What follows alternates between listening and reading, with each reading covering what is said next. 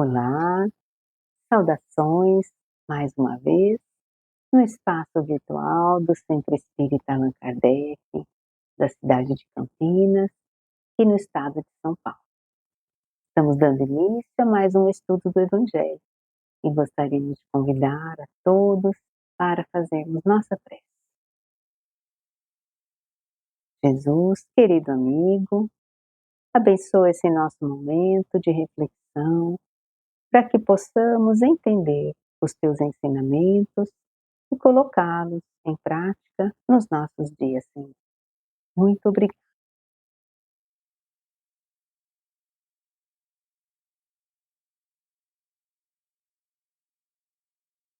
Hoje nós gostaríamos de dar início às nossas reflexões, trazendo uma anotação que Mateus faz no capítulo 5 do seu Evangelho.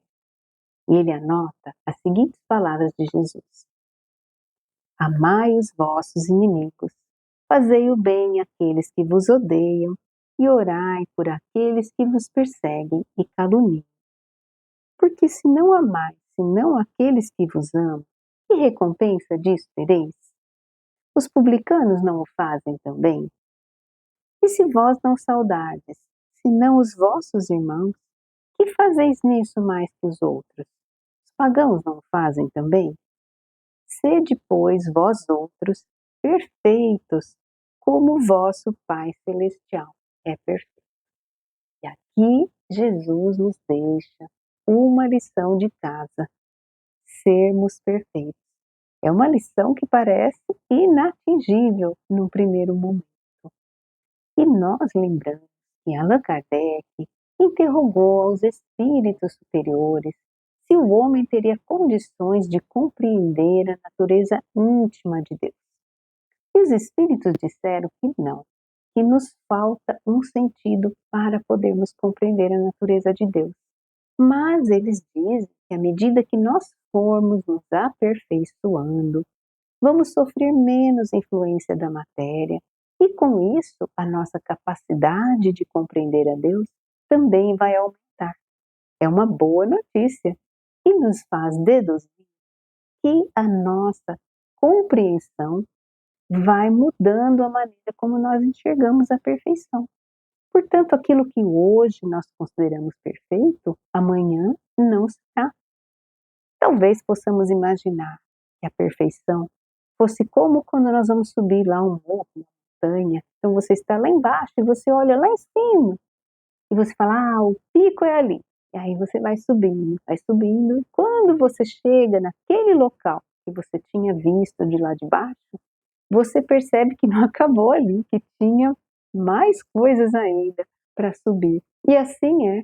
Cada vez que a gente anda um tanto, a gente percebe que tem mais coisas para aprendermos, para melhorar. Por isso, o importante é começarmos a dar esses passos. Não tem problema que a gente não entenda ainda qual é o final, mas precisamos estar no caminho. E é sobre esse tema que nós estamos refletindo hoje, o capítulo 17 do Evangelho, que se intitula Sede Perfeita. Allan Kardec nos deixou várias informações importantes para nós trabalharmos nesse projeto de perfeição. Nós vimos na primeira parte desse capítulo os caracteres da perfeição. Como é o homem de bem, não todas as coisas que ele faz, mas uma lista de várias coisas que o homem de bem realiza. Aquela listinha que a gente já pode ir lá e começar a olhar assim. Essa eu faço, essa não, essa não. E aí nós vamos vendo o que nós já conseguimos fazer. É um começo, porque ele fala, se você fizer tudo o que está ali, você não é ainda perfeito, mas você está certamente na direção correta. E nós vimos sobre a virtude, a importância da virtude na conquista dessa perfeição. E hoje nós vamos estudar mais algumas dicas que são dadas por espíritos amigos, também nesse capítulo 17. E um espírito protetor começa a nos falar sobre o homem no mundo, o homem, ser humano encarnado aqui na Terra. Como ele deve proceder? Então ele começa dizendo Todos aqueles que se reúnem sob os olhos do Senhor para pedir a boa assistência dos Espíritos devem elevar seu pensamento e não deixar que se demore no seu coração nenhum pensamento fútil ou mundano. É claro que todos nós estamos sempre sob os olhos do Senhor. E aqueles de nós que já estamos buscando estudar o Evangelho, nós também queremos a assistência dos bons espíritos. Então, essa recomendação vale para nós. E significa, quando eles dizem que a gente não deve deixar se demorar no coração aquele pensamento fútil, eles sabem que esses pensamentos vão surgir. Não tem como não surgirem esses pensamentos, dada ainda a nossa condição de imperfeição. Mas o que eles nos falam? Não deixem que se demore. Então, vai surgir o pensamento? Vai, certamente. Mas a gente precisa perceber e mudar. Não, não vou pensar isso, não quero, isso não me convém. E a gente vai fazendo esse trabalho. Por que que eles falam para a gente fazer isso? Para que a gente busque uma sintonia com os bons espíritos.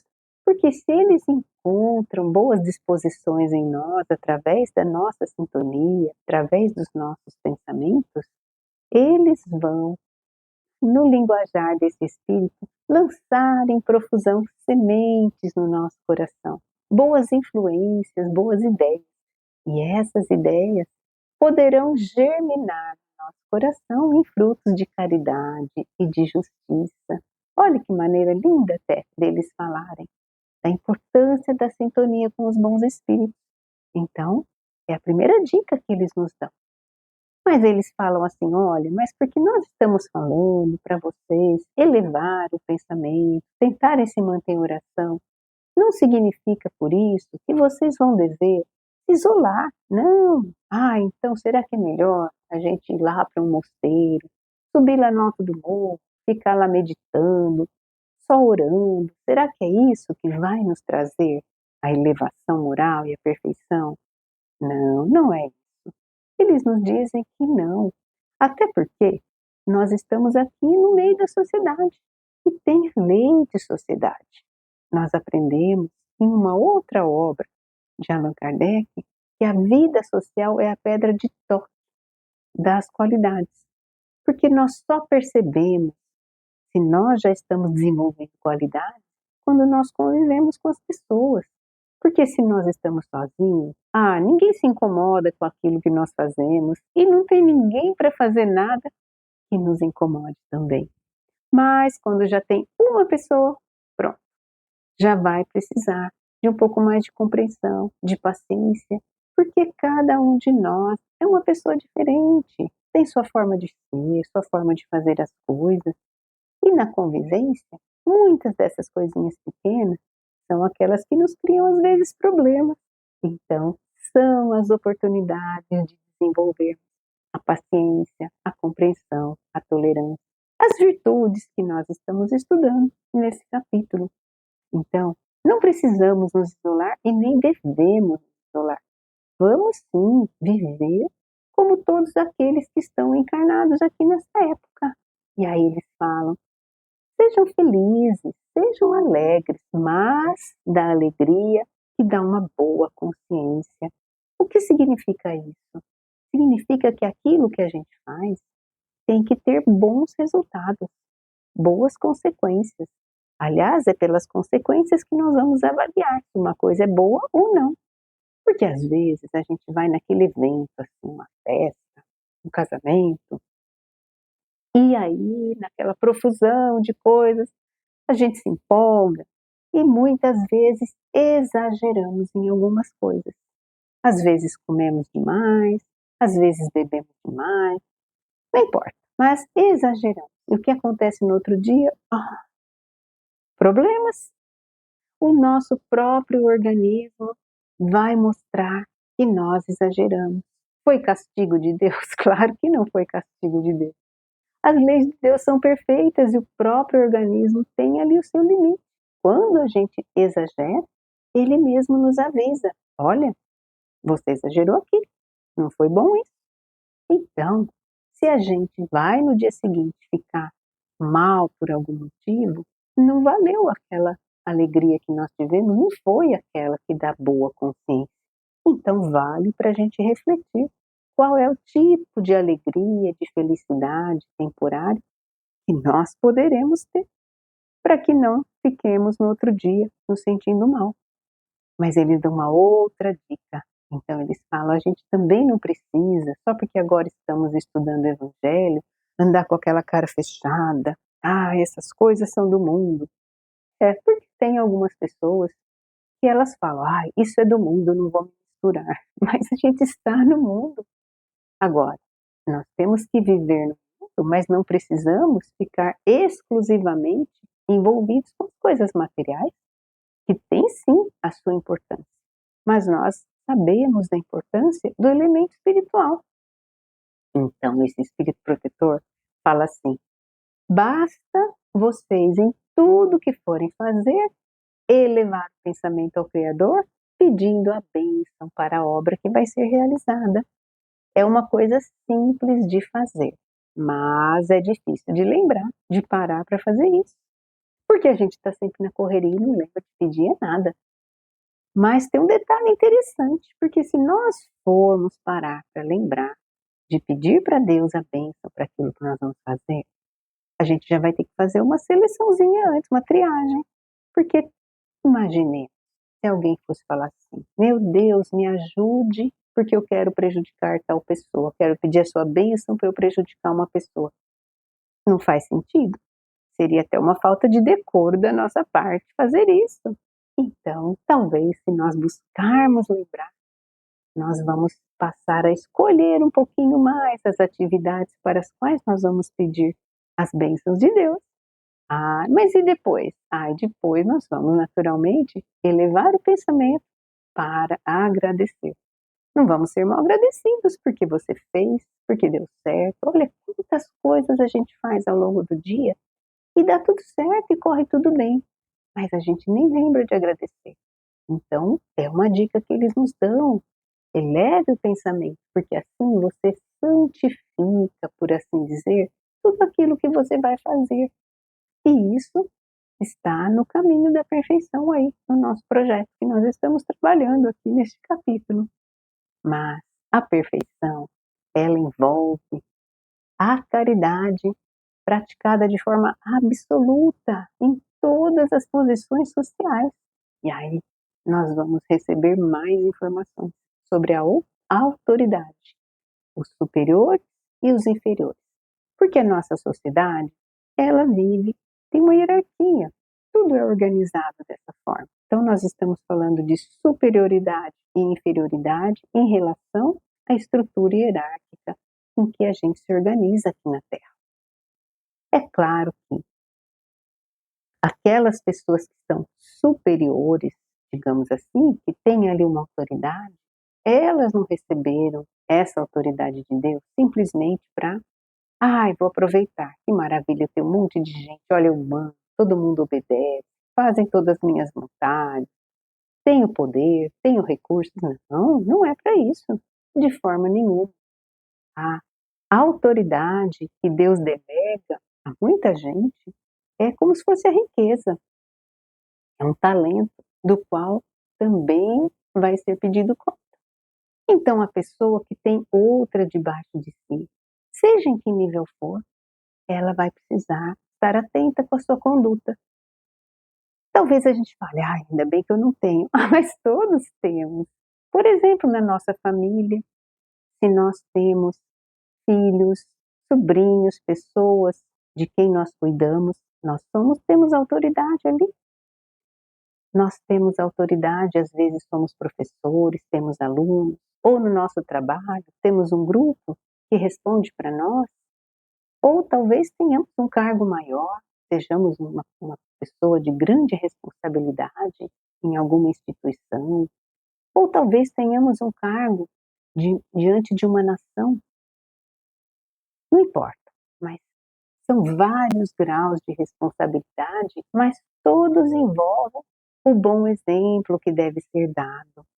Porque se aquele que está acima não der o bom exemplo, não fizer o seu melhor e acabar desencaminhando, acabar envolvendo aqueles inferiores num caminho errado, um vício, alguma coisa, porque faltou a nossa orientação. Como que nós vamos depois prestar contas para a nossa consciência disso? Então, é muito importante essa autoridade. E não vamos nos iludir achando que, ela é minha, ninguém tira de mim. Isso não é verdade, porque Deus empresta aquela autoridade, digamos assim, e Ele pode retirá-la a qualquer momento, se julgar necessário, como a gente vê por aí. Quantas pessoas que estavam numa posição de autoridade e no outro dia não estão mais. Então, é sim uma responsabilidade que deve ser trabalhada sob o ponto de vista também da prática da caridade, para atingirmos a perfeição. Mas e aqueles de nós que não estamos nessa posição, mas estamos respondendo a alguém, os chamados inferiores na hierarquia? Sim, porque todos nós somos também subordinados a alguém. Então, nós deveremos fazer o nosso melhor também. Mas você não conhece meu chefe. O meu chefe é uma coisa horrorosa. Talvez alguém esteja pensando. Não, isso não justifica. A má ação de alguém nunca vai justificar a nossa má ação. E por que não? Porque nós aprendemos com Jesus que o mal deve ser retribuído com o bem. Então, se alguém não está agindo bem com você, alguém que é seu superior, você tem que agir com ele da mesma forma que você gostaria que os seus subordinados agissem com você, caso você fosse o chefe. Ou seja, você vai fazer o seu melhor. Mas eu não aguento, porque o chefe é insuportável. Procure outro emprego. Você sempre pode fazer isso. Se qualificar, se for preciso, busque uma outra posição em algum outro lugar. Não tem problema. Mas eu já procurei e não consigo. Bom, então aí talvez você tenha um testezinho a mais de resignação e vá com paciência buscando ali uma recolocação e no momento certo uma porta vai se abrir. Mas o que importa é a gente sempre fazer o melhor. Pagar o mal, se ele surgir, com o bem, porque a autoridade é também uma responsabilidade para nós. Mas nós temos mais dicas nesse capítulo, que vão nos falar a respeito do corpo e do espírito, que nós devemos cuidar dos dois. Ao longo do tempo, surgiu aí uma linha de pensamento chamada ascetismo. Então, os ascetas seguem essa linha de pensamento. Eles acreditavam que a gente deveria, para conseguir se elevar espiritualmente, macerar, ou seja, machucar o nosso corpo. Então, através de judiar do corpo, a gente conseguiria ir progredindo espiritualmente. Será que isso funciona?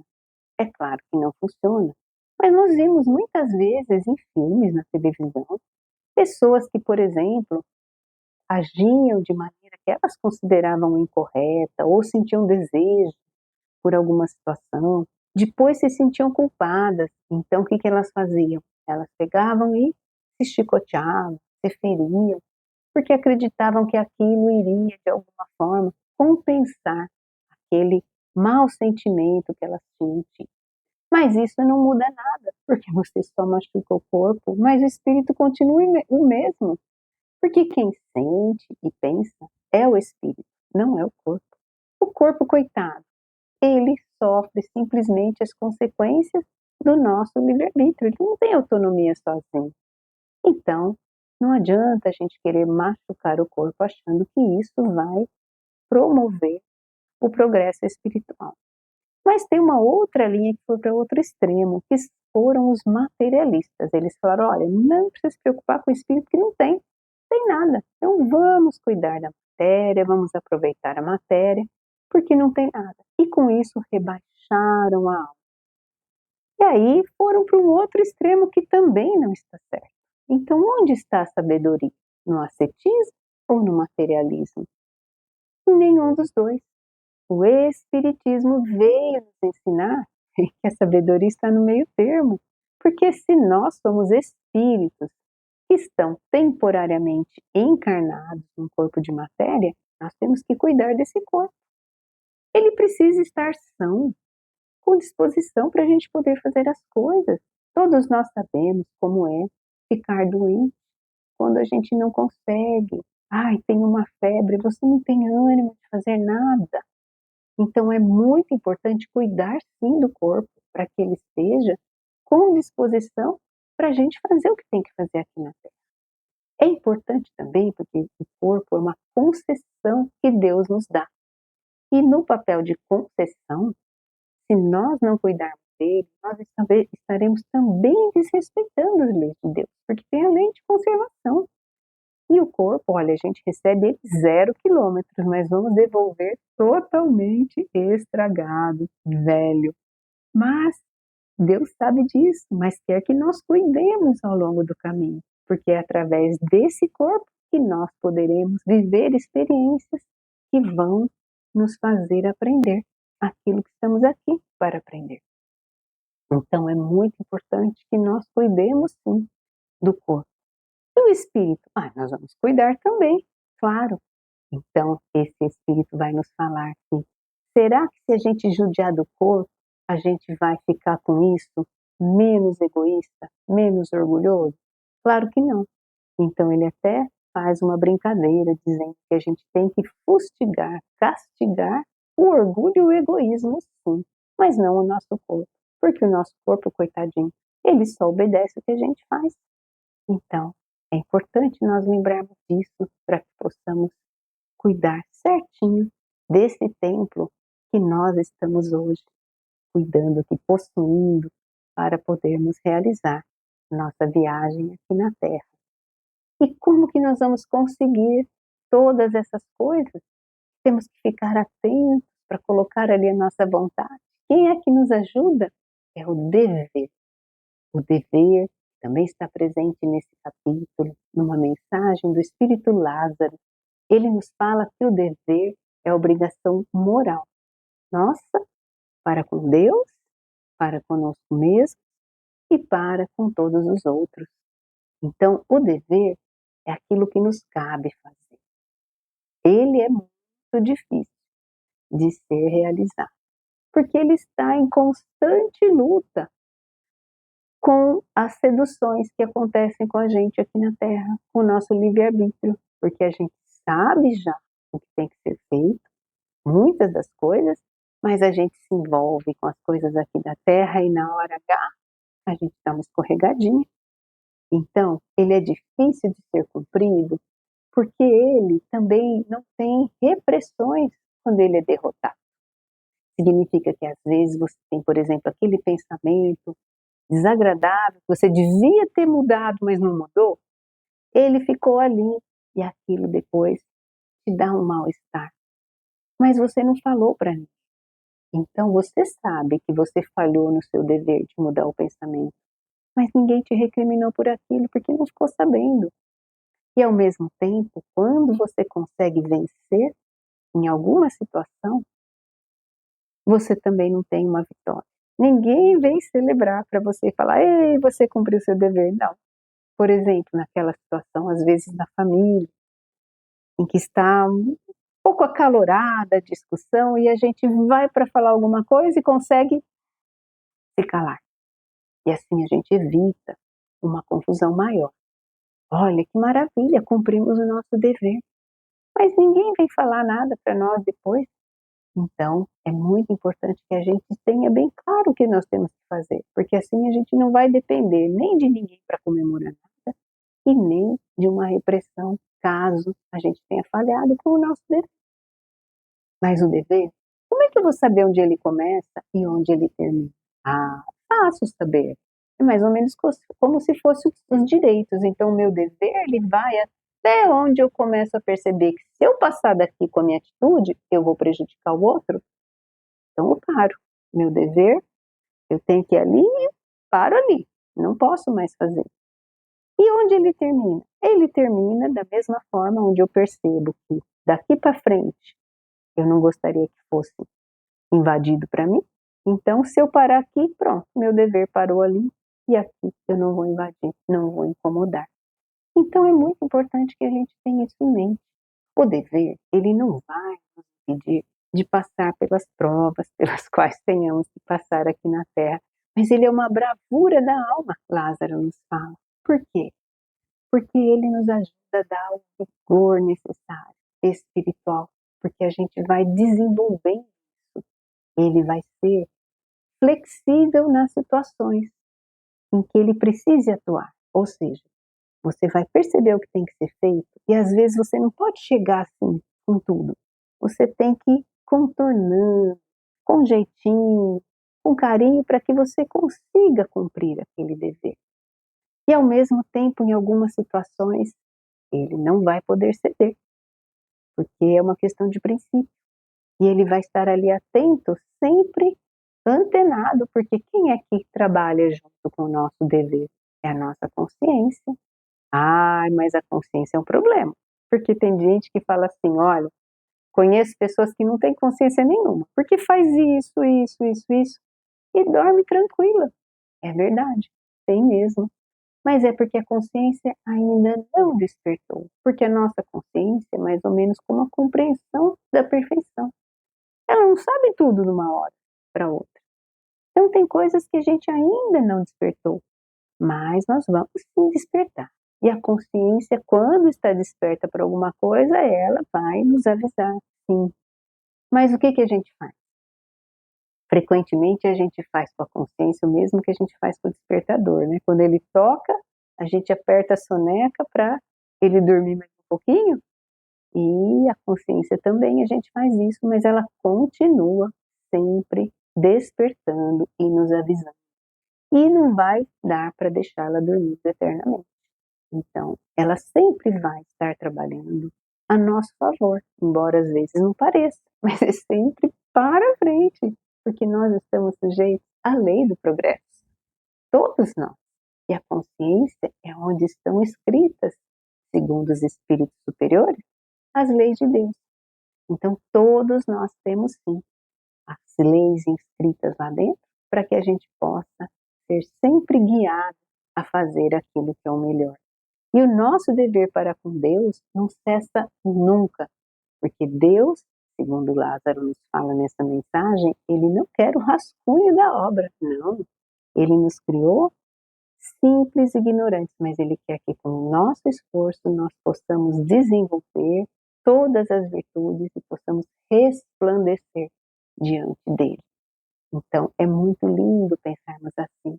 E se nós nos dedicarmos de verdade, nós vamos sim, nas coisas pequenas do dia a dia, melhorando um pouquinho cada vez. Nós não vamos virar anjo de uma hora para outra, não precisamos ter essa pretensão, mas podemos sim, nas pequenas coisas, irmos fazendo melhor. Então, lembrando aí das dicas, elevando o nosso pensamento, não deixando se demorar nenhum pensamento fútil, mundano no nosso coração. Vamos estudar para perceber as boas influências. Vamos buscar aquela alegria do tipo que tem uma boa consciência, que é uma coisa saudável, não uma coisa que nos faça mal. Vamos lembrar de santificar as nossas ações, elevando o pensamento a Deus, pedindo as bênçãos, agradecendo quando concluímos.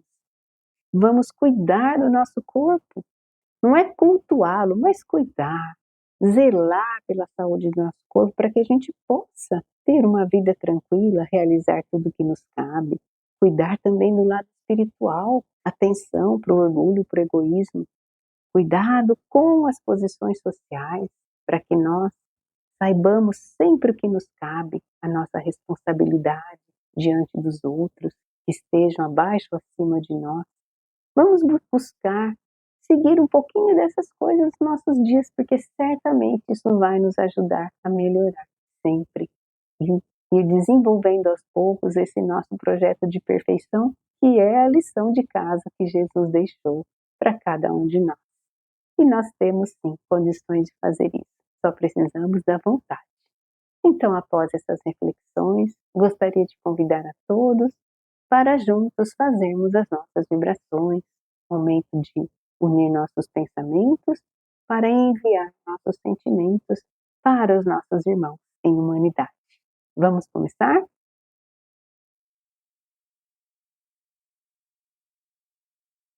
Iniciamos pensando em todos aqueles que caminham conosco, mais de perto aqui na Terra, nossos familiares, pessoas que trabalham conosco, que possa haver sempre entre nós um clima fraterno, de amizade e de cooperação.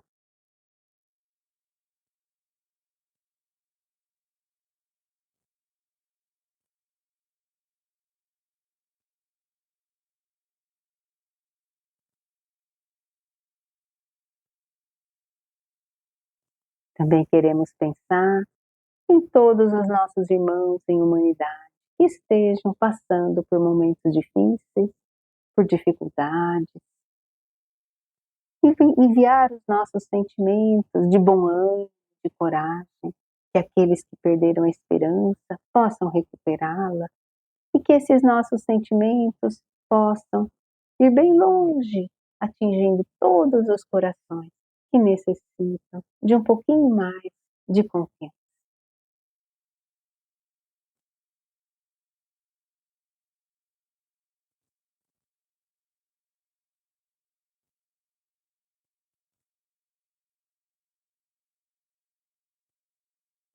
E por fim, vamos vibrar por todos aqueles que estão buscando se melhorar, buscando aprender os ensinos do Evangelho para colocá-los em prática em suas vidas.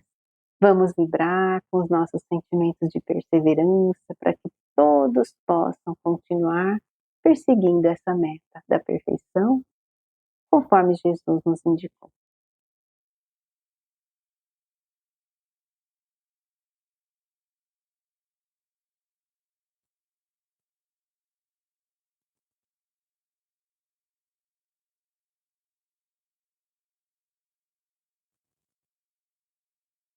E nós encerramos assim a nossa atividade de hoje, Jesus, agradecidos pela tua presença entre nós e queremos te pedir que continue conosco, nos abençoando ao longo dos nossos dias, para que possamos sempre fazer o nosso melhor.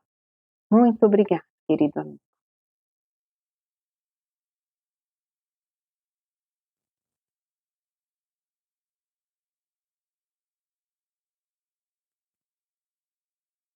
E nós encerramos mais uma vez a nossa atividade de reflexão, de estudos, e desejamos a todos que possam permanecer em paz, agradecendo uma vez mais pela atenção de todos. Até uma próxima oportunidade. Fiquemos todos com Deus.